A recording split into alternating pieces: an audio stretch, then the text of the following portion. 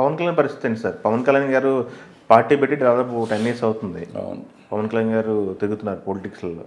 ఏంటి పరిస్థితి? పవన్ కళ్యాణ్ గారు టీడీపీతోనే ఉంటాను అని చెప్పేసి నిన్న కూడా చెప్పారు గట్టిగాని. 10 ఏళ్ళు ఉండాలి. ఎంతకాలం చెప్పినా ఇప్పుడు ఉండకుండా 10 ఏళ్ళు ఉండాలని చెప్పేసి చెప్తున్నారు. ఉంటారు, ఆయన ఉంటారు. ఆయన రాజకీయ జర్నీని చూస్తుంటే మీకు ఏమనిపిస్తుంది? అంటే ఆయన కన్సిస్టెన్సీ ఉండుంటే అసలు ఇప్పటికి ముఖ్యమంత్రి అయ్యేవాడు. ఆయన కన్సిస్టెన్సీ లేదు. ఆయన ఏం మాట్లాడతారో ఆయనకి తెలీదు. రోజుకోటి మాట్లాడతారు. సో దాంతో ఏమవుతుందంటే క్యాడర్ను ఇది పెంచుకోలేకపోతున్నారు. ఆ ఫ్యాన్స్ ఆ గోల, సీఎం గోల తప్ప ఓట్గా టర్న్ అవట్లేదు. తెలంగాణలో చూసాం మనం. కుకట్పల్లి వస్తే సీఎం అని అక్కడ కూడా అరిచారు. మరి ఓటు ఎందుకు వెళ్ళా? అసలు మనం చూసి వాళ్ళకి సంబంధించిన యూట్యూబ్ ఛానల్ కానీ అసలు అఖండ జ్యోతి ఆయన వచ్చాడు, కుకట్పల్లి అదిరిపోయింది, పగిలిపోయింది అన్నారు. మరి 39,000 ఓట్లు. ఏది బీజేపీ అంత స్ట్రాంగ్గా ఉంటే కూడా ఇదే ఇక్కడ సిటీలో వాళ్ళ ఆఫీస్ అది ఉండి కూడా కుకట్పల్లిలో రాలా. డబ్బులు ఖర్చు పెట్టారు. ఆ క్యాండిడేట్ డబ్బులకు పెట్టే క్యాండిడేట్ బీజేపీ టికెట్ రాకపోతే వీళ్ళ దగ్గరికి వచ్చాడు ఆయన. సో ఇవన్నీ చూస్తుంటే మరి ఓటుగా కన్వర్ట్ అవట్లా.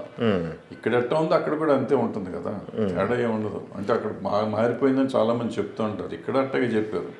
ఆయన మీటింగ్ పెడితే 35 మంది మేము రెడీగా ఉన్నాం, కంటెస్ట్ చేస్తామని చెప్పారు కదా. అన్నా నువ్వు ఒప్పుకో, మేము చంపేస్తాం అన్నారు. డిపాజిట్ రాదు.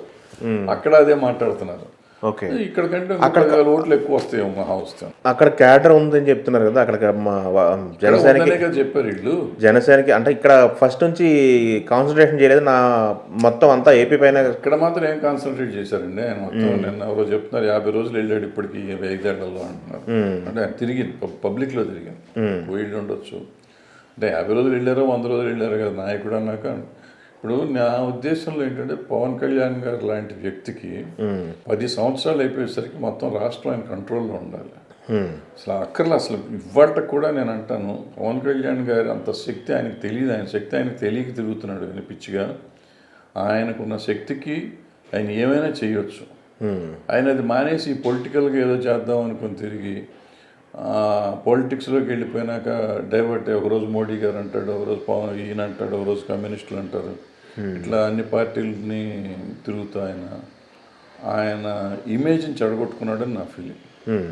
ఆయనకున్న ఇమేజ్ కానీ ఆయనకున్న పవర్ని కానీ పోగొట్టుకున్నాడు. చిన్న సైజుగా ఆయన ఇదైపోయాడు. ఆయన పవర్ ఆయన పోగొట్టుకున్నాడు. అంటే ఏం చెప్తాను అది సార్. అయితే ఇంకోటి సార్, మరి వైసీపీ సంబంధించి ఒక నెల రోజుల నుంచి ఒక అలజడి జరుగుతుంది లోపల ఒక అలజడి జరుగుతుందని ఒక టాక్ వస్తుంది. ఎందుకంటే వైసీపీ నుంచి చాలామంది రిజైన్ చేస్తున్నారు. ఎందుకంటే ఆళ్ళ రామకృష్ణారెడ్డి రిజైన్ చేశాడు, దాని తర్వాత వైజాగ్లో ఒక పర్సన్ రిజైన్ చేశాడు, సెకండ్ గ్రేడ్ క్యాడర్ మొత్తం రిజైన్ చేస్తుంది. ఈ వైసీపీలో కూడా అభ్యర్థులను మార్చడం అనేది బాగా జరుగుతుంది, అనౌన్స్ కూడా చేసేస్తున్నారు బయటికి. దీన్ని బట్టి ఏం చేయాలి సార్? అంటే ఉన్న అభ్యర్థులు పనికి చేయరని, అభ్యర్థులు పని చేయట్లేదు అంటారా, లేకపోతే సీఎంఏ పని చేయట్లేదు అంటారా? ఎందుకు ఈ మల్ల కులాలకు అవసరమా? అంతా బాగుంది అనుకున్నప్పుడు ఇది ఎందుకు మరి? ఆంధ్రలో కానీ తెలంగాణలో కానీ బీఆర్ఎస్ దాకా వీళ్ళంతా రాజులు. లేక పార్టీ గిట్టి పేరుకే కానీ జగన్మోహన్ రెడ్డి గారే, పవన్ కళ్యాణ్ గారే, చంద్రబాబు నాయుడు గారే, కేసీఆర్ గారే. వీళ్ళ బొమ్మ లేకుండా ఆ పార్టీల్లో ఎవరన్నా గెలుస్తారా? 4 పార్టీల్లోనూ వాళ్ళ బొమ్మతోనే గెలవాలి. గెలిస్తే ఓడిపోతే వాళ్ళ బొమ్మతోనే ఓడిపోవాలి. అంటే గెలిపోయినా ఓటమైనా నలుగురిదే. వాళ్ళు రాజులు. వాళ్ళు పార్టీ ప్రజాస్వామ్యబద్ధంగా వాళ్ళు రాజ్యాన్ని నడపట్లేదు, నడపరు కూడా వాళ్ళు. ఓకే, వాళ్ళ సొంత రాజ్యాలు. సో వీళ్ళు ఎవరైనా తీసివచ్చి ఎవరినైనా వేసుకోవచ్చు. ఎందుకంటే వాళ్ళ బొమ్మ గెలిస్తే గెలుస్తుంది. ఇప్పుడు జగన్మోహన్ రెడ్డిని గెలిపించాలనుకుంటే ప్రజలు గెలిపిస్తారు, ఎవరిని ఉంచోబెట్టినా. అవును కదా. వద్దు అనుకుంటే ఎవరితోనూ ఎవరు మరి ఎందుకు ఉన్నోళ్ళు ఉంచేసి ఆయన బొమ్మ వేస్తే అయిపోయింది కదా. ఉన్నోళ్ళు ఎందుకు వేయించాలి? అతనికి ఇష్టం లేదేమో. అతనికి ఏం తెలిసిందో.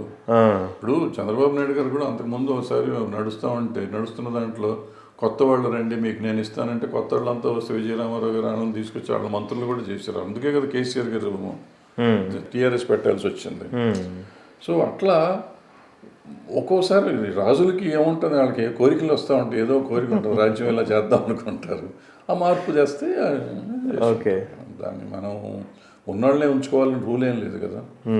ఉన్నవాళ్ళు సరైన పాలన చేయట్లేదని రాజుగారు అనుకున్నాడేమో. వీళ్ళంతా మోతేదారులు పోతేదారులు ఏదో అంటారు కదా. వీళ్ళు సరిగ్గా చేయకపోతే వాడిని మారుస్తారు అంతే. మీ ఆలోచన ప్రకారం ఇప్పుడు ఏంటి సార్ ఎలా ఉంది సినారీ, ఎవరికి ఎడ్జ్ ఉందంటారు ఇప్పుడు? ఇవి టీడీపీ జనసేన కూటమా లేకపోతే వైసీపీయా? టఫ్గా ఉందమ్మా, అంత ఈజీ ఏం కాదు. వైసీపీ చెప్పినట్టు 170 150 ఏం లేవు, సీన్ లేదు వాళ్ళకి.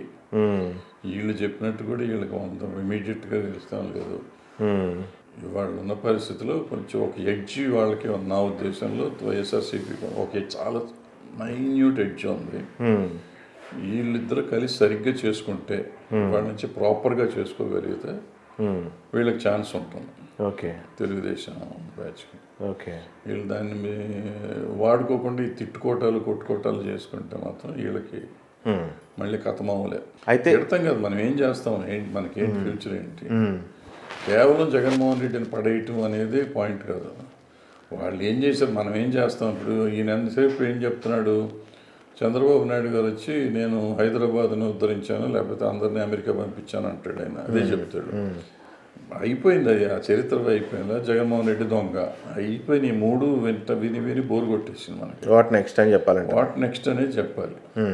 ఇప్పుడు నాకు 5 ఏళ్ళు ఇచ్చారు, 5 ఏళ్ళలో నేను ఇది చేద్దాం అనుకున్నాను, కొంత చేశాను కొంత చేయలేదు, ఇంకా నెక్స్ట్ ఇది చేస్తాను అని చెప్పాలి. అది వదిలేస్తాడు. పవన్ కళ్యాణ్ గారు వచ్చేసాము ఎంతసేపు ఈ దుర్మార్గుడిని పడగొడతాం తప్ప నాకు వేరే చేయం లేదంటాడు. ఎందుకు వస్తున్నావు, ఎందుకు మనం పార్టీ చేస్తున్నాం? ఓ దుర్మార్గుడు ఏంటి, ఏం దుర్మార్గం చేశాడు? నేను 5 ఏళ్లలో ఇది చేశాను, ఈ 5 ఏళ్లలో ఇతను ఇది చేశాడు, ఈ 5 ఏళ్ళు చేసిన ఈ తప్పులు నేను సరి చేస్తానికి వస్తున్నాను, చేసి పెడతాను, దీనివల్ల మీకు ప్రజలకు ఇంత నష్టం వచ్చిందని చెప్పాలి. అది ఎవరో చెప్పట్లా. అట్లాగే జగన్మోహన్ రెడ్డి కూడా చంద్రబాబు నాయుడు ఏం చేశాడు లాస్ట్ 4.5 yearsలో చాలా తక్కువ చెప్తున్నారు, లేకపోతే నువ్వేం చేసావని చెప్పట్లా. నా కళ్ళ ముందు రోడ్లు కనపడుతున్నాయి. ఇప్పుడు రోడ్లు వేసి ఓడిస్తాయి అంటే రోడ్లు వేస్తే మరి హైదరాబాద్లో ఓడిపోయారు కదా బీఆర్ఎస్, రోడ్లు బ్రహ్మాండంగా వేస్తే కూడా ఓడిపోయారు కదా. సో రోడ్డు ఒకటే పనిచేస్తుంది అనేది కాదు, మిగిలినవి కూడా పనిచేస్తాయి. సో వీళ్ళు కూడా ఏం చేసామో చెప్పుకోవటం అని చేసుకోవాలి, వాళ్ళు ఏం చేయలేదో చెప్పడం నేర్చుకోవాలి. సో ఆ రెండు పొలిటికల్గా ఒకళ్ళకొకళ్ళు పోరాటం మొదలెడితే ఎవరో ఒకళ్ళు గెలుస్తారు, లేదనుకుంటే అసలు కొంచెం ఇబ్బందులే ఉంటాయి.